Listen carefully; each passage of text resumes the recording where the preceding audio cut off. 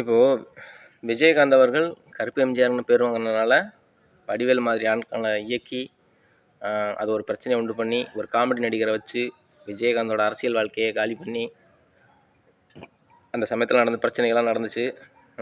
நிறைய தடவை கலைஞர் அவர்களும் தன் பக்கம் இழுக்கிறதுக்கு முயற்சி பண்ணாங்க. தேர்தல் சமயத்தில் காலகட்டத்தில் விஜயகாந்தை அவருடைய திமுக கூட்டணிக்குள்ளே இழுக்கிறதுக்கு முயற்சியெல்லாம் செஞ்சு அது நடந்த பிரச்சனைலாம் தெரியும். ஆனால் பின்னால் எப்படி ஆணுச்சுனாக்க அது வந்து ஜெயலலிதா அவர்கள் மேலே பழி போய் விழுந்துருச்சு. ஜெயலலிதா அவர்கள் தான் விஜயகாந்த் அரசியல் வாழ்க்கையை காலி பண்ணவங்க அப்படிங்கிற மாதிரிலாம் பத்திரிகையில் பேசுவாங்க. அதெல்லாம் உண்மை கிடையாது.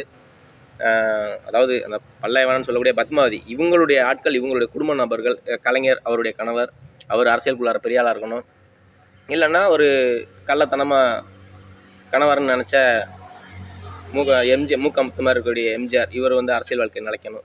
அதுதான் பிரச்சனையாக நடந்தது.